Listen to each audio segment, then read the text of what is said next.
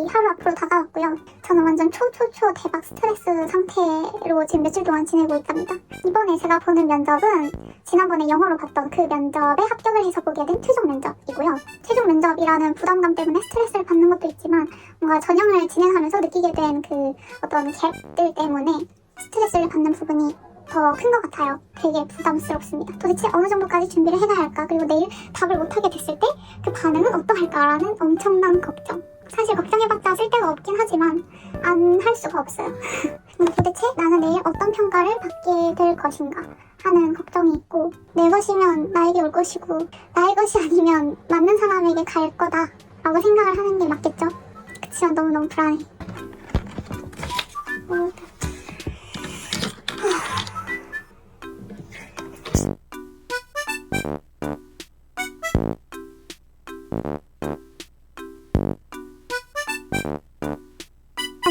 공부를 하면 할수록 뭔가 모르는 부분만 자꾸 나오는 것 같고, 사실 영어로 면접을 볼 때는 뭐 논리성이나 이런 것보다도 제가 영어를 뱉는 것 자체에 집중을 하다 보니까 그런 사소한 표현이나 뭐 스타 기법 이런 거 하나도 신경을 안 쓰고 대답을 했던 것 같은데, 나 뭔가 조리성도 떨어질 것 같고 걱정이 되고요. 당 떨어진다. 귀엽다.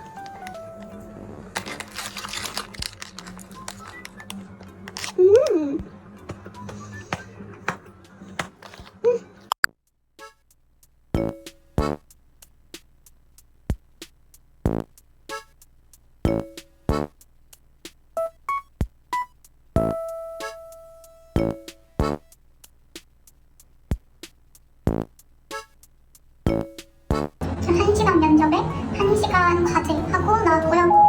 결과는 안 좋을 것 같아.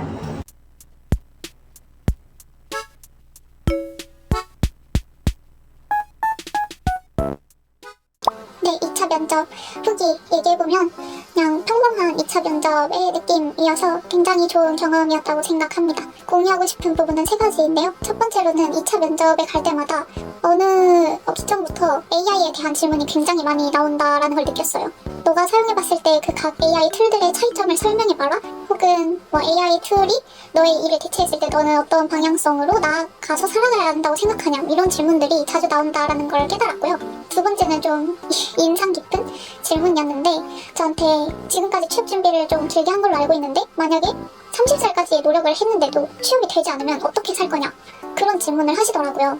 처음 받아본 질문이지만 최근에 또 생각을 안 해본 건 아니기 때문에 나름대로 대답을 했는데, 뭔가 이 질문의 의도를 잘 모르겠다. 뭐 딱 보니까 안 될 것 같은데 얘가 뭐 다른 길을 생각하고 있는지 궁금해서 물어보신 것인지 모르겠습니다. 어쨌든 그 질문을 받았어요. 얘가 비슷한 맥락으로 너가 여태까지 취업이 안 되고 있는 이유가 뭐라고 생각하냐, 지금까지 많은 공채에 갔었는데 왜 아직도 최종 합격을 못했다고 생각하냐 같은 질문도 받았습니다. 그리고 세 번째는 제가 이전에 면접에서도 받았던 질문이고 어떻게 답을 해야 될지 고민을 했던 그 질문인데, 만약에 동료가 반복해서 지각을 하면 어떻게 이 문제를 해결할 수 있겠냐 라는 질문을 받았어요. 근데 저는 이걸 어떻게 제도적인 측면에서 해석을 하려고 했는데 그게 아니라 정말 동료로서, 팀원으로서 어떻게 해결을 할지를 물어보시는 질문이었다고 하더라고요. 근데 저는 그런 케이스를 다뤄본 적이 있지만 어디까지나 동아리나 아르바이트에서의 경험이고 회사 생활하면서 지각하는 사람을 단 한 번도 본 적이 없기 때문에 어떻게 답을 해야 될지 잘 모르겠어요. 그치만 나름대로 대답을 했고, 혹시 여기에 대한 현명한 방안이 있으시다면 저에게 도움을 좀 주시면 감사하겠습니다. 네, 이렇게 되게 평이했지만 이런 3가지 포인트에서 인상이 깊은 면접이었고, 결과는 어떻게 될지 모르겠지만 네, 안심할 순 없을 것 같아요. 그래서 또 열심히 달려가 보도록 하겠습니다. 언제 끝날지 모르겠지만 다 파이팅입니다.